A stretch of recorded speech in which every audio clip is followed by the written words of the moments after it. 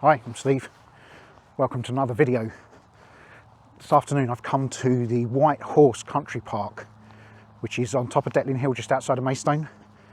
Now this is claimed to be Kent's newest country park.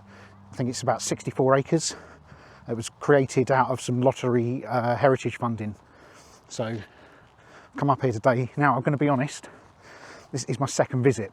I have been here once before to do a video and I messed it up. And that was because, just checking here, that's because some of the video didn't record. So I've got a lot of audio and some bits of video missing. So I've come back for a second attempt. I'm going to fill you in on the bits. I may drop in some of the footage from the previous day. Things we're looking for here today. We're looking for an Iron Age fort, or the remains of an Iron Age fort. We're looking for Thurnham Castle, and we're looking for the Ashes Project sculptures. So I'm going to wander down. You can see it's a nice afternoon. It's on top of the downs here, the North Downs that is. It's a bit cold, but that sun not on my face is nice. So let's see if we can find all the things I'm looking for. Take you on this journey with me, and I'll catch you up. I know there's a big view coming up, so I'm going to wait and take you over there and show you the views in a second. Here I am in the 12 acres of grassland that was seeded as part of this country park. I can see it's a bit hazy today, we're not going to get quite the views. But as well as this grassland area that they've created, they planted 20,000 trees up on this park. And in fact, the Kent County Agricultural Society and the Kent Showground is just across the road from this park. They specifically planted 1,200 trees that were specifically Kent breeder trees. If I can find my notes, I'll tell you what sorts of trees they were. You know how I love this history stuff. While I look this up, I'm just going to spin around so you can see the views. Look at this. That's probably going to put me in a big shadow. So you can't see a lot, I bet, from there. Let me just tell you the trees that were planted up here. They had a big problem. This is where the ash dieback disease was first founded in Kent, or not founded, but first spotted in Kent really, and killed a lot of ash trees off in Kent. So Kent Agricultural Society planted oak, ash, hornbeam and crabapple. That was in 2003 they did that. One of the other interesting facts around there is that in 2009 the EDF Energy Company actually replaced an overhead electricity cable and buried the cables underground so that they could help contribute to the natural look of this place. So you can imagine it would have been a little bit uglier around here, I guess, if they'd got great big pylons through the middle of it. But on a day like today, I appreciate the effort they made to do that. Let's see. Oh yes, so the funding to create this park was given really, part of the project was to replace the ancient woodlands that had been up here in the past. Let's have a quick wander and then we're going to go look for Thurnham Castle. So I'm going to spin you around here. I know you can't really see much here. The dynamic range of this camera isn't picking this up. But I'm going to tell you that last time I was here, there was a paraglider. I don't know whether that's the right word actually. There's one of these guys who sits in a little seat under a big wing. So it's not like a parachute. But I'm going to drop in some footage. As I say, this is my second visit here.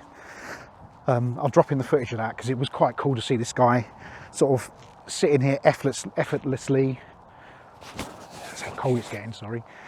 Sort of effortlessly sitting and hanging in the breeze up here, and it's a popular spot up here. It's not hang gliders, paragliders I think is the word, but there's no motor, so I'm not sure if I've got it right, but let's see if you can see more now down here. And the answer would be no, not really.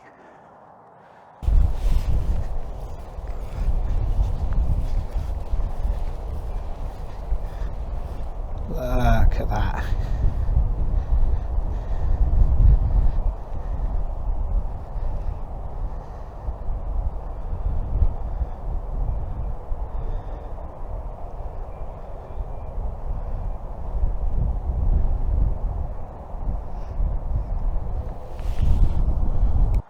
So I'm going to head back.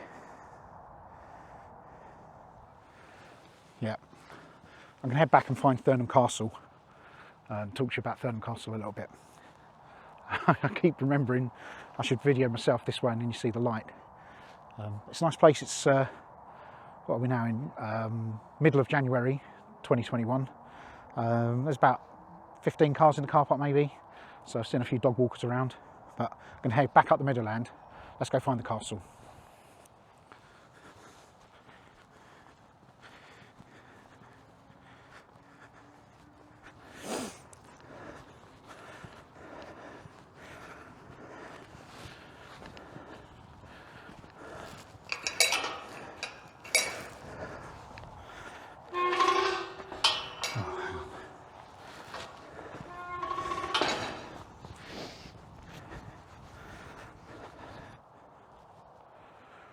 Right, I found Thurnham Castle, or the ruins thereof. Now there are records that show that there's been sort of a Roman watchtower or something on this site, going all the way back to the Romans. So an impressive location looking out over the downs, which I'll try and drop in some photos from the first video, I think, because there were better views that day. But there's not the wind today, so that's nice. So there was a guy who owned this castle called Robert de Thurnham. He went crusading with Richard the Lionheart, so it sort of shows how far back it goes. Robert de Thurnham was given, he was made captain of the fleet, made captain of the English fleet and the governor of Cyprus. So almost royalty, I would have said, almost. But you know, from these sort of small beginnings, you know, there's people from around here, you know, being the governor of Cyprus and commanding the English fleet. It's quite incredible history, I find. But there's only a few ruins, walls left now. There's not very much to look at all, really. There's a couple of information boards here, though, which gives you a little bit of information. So pop over the road from the park. There's a gate and a little path down to the castle, and come and check out a bit of history. But something has stood at this site since the time of the Romans. Who knew?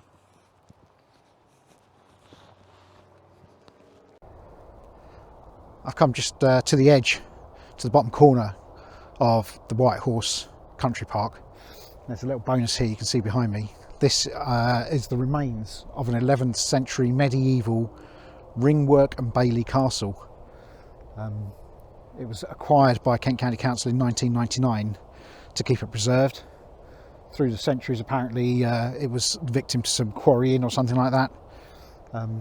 But this is on the bottom edge of the park, so you can have a wander here. There's some information boards up. I've taken some photos, as you can well imagine, that tell you a little bit more about the history of this castle. But it's a nice little extra. I'm just showing you some of the remains of the walls here. So I nearly lost it. But I came out the bottom of the park. If you go right to the bottom of the Chalklands area, you need to turn left and go up the road. And this is on the opposite side of the road. I wasn't sure whether I was going up or down the hill to start with. But I'll just give you a quick glimpse of this. So it says that the castle was abandoned in the 15th century. But again, Heritage Lottery funding has saved the day. That lottery money has preserved a lot of certainly Kent's historic landmarks and things. I'm finding as I go around to these country parks and places, lottery funding or heritage lottery funding has often played a role in funding and creating these spaces or maintaining them. Okay, so coming down from the car park, which is over my right shoulder, there's a nice path, comes all the way down the edge here into the grassland meadows and that amazing view which you can't really see, but you get an idea of the sun coming down. So we're going to take a right. We carried straight on earlier, down here to the fence, down the fence line, across the gate into Thurnham Castle. Now we're going to take a right down this path looking for the old Iron Age settlement. I apologise if my buff on my head offends you, but it's got quite cold. And it helps keep my ears warm. Let's see what's down here.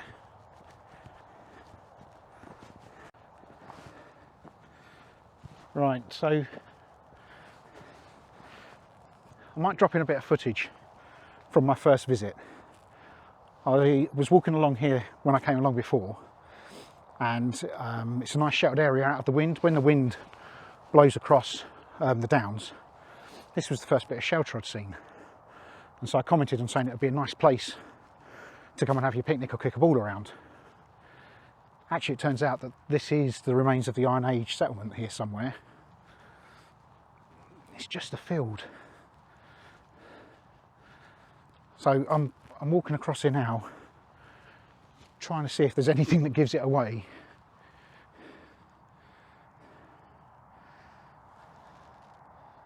The answer's no, isn't it? There's nothing up here to show that this would be an Iron Age settlement. But if you go back to the notice boards in the car park, this apparently is where it is. Once again, treading in the footsteps of historians. Well, not historians, but people who lived here a blooming long time ago anyway. It's a field. Let's not get too excited.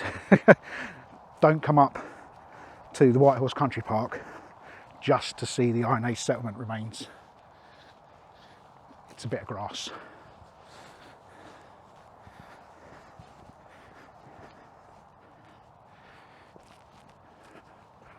Right, as we round the landscape,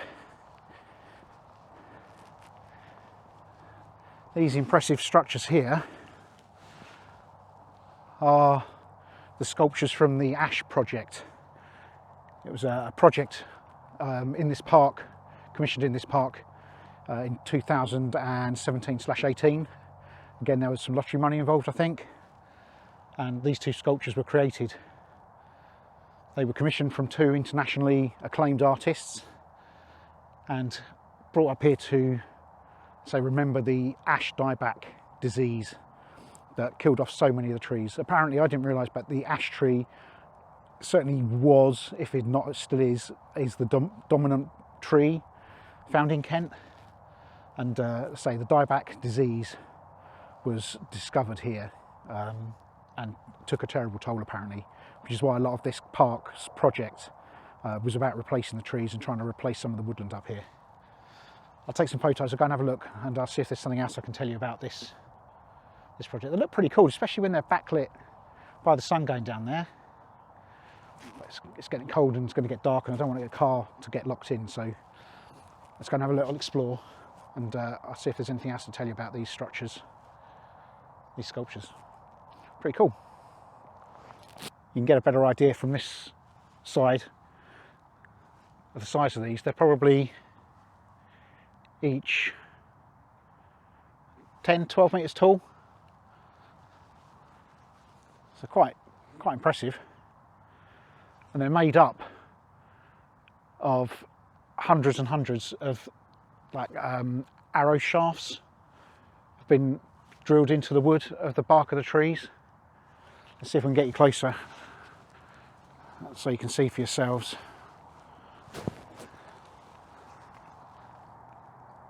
There's thousands, there must be thousands of these sort of, say, arrow shafts is probably the best way to describe it, I think.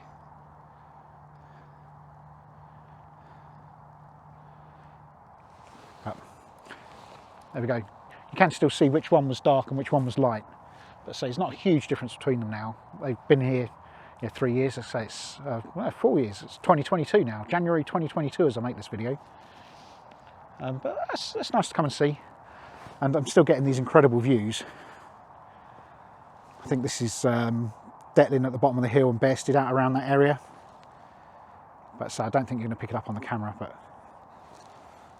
it's a lovely spot. What do we find here? A trig point. So people that watch my videos, that's about 2 of you, maybe 3 of you, we do have another trig point here from Ordnance Survey's mapping of Great Britain from probably around the 1940s. Having not seen one of these on my trip so far, until the other video the other week, is the second one now. Here we go. So this has been White Horse Country Park.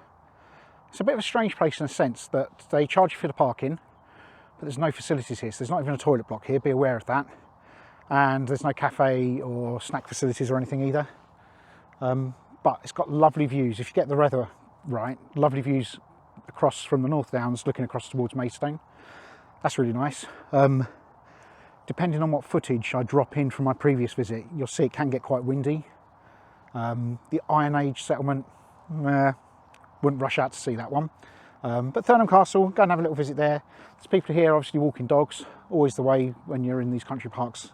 They're obviously very popular with dog walkers as nice places to come. I have done another loop of the walk last time I was here, so I'm not going to do that again. Again, I may drop some of the video in from that. The only thing to point out for people that are coming from out of the area, access to this park is via the A249, which is a big dual carriageway in and out of Maidstone, leading east towards the Isle of Sheppey. And you can only access this park on the Maidstone bound carriageway. So if you're coming out of Maidstone, you have to go up and come past the park, turn around further up the road and come back to it. But other than that, it's been a nice evening just to blow some cobwebs out. So a bit muddy around Thurnham Castle in the winter months around there. But yeah, we're out and enjoying Kent's countryside again. The Ash project was nice to see, and I might start ticking off those trig points. So thanks if you're still watching this video. Like, subscribe, all those things for me. We might get to 25 subscribers soon. Wow. So thank you if you are still following me, and see you next time at another Kent country park. Thank you.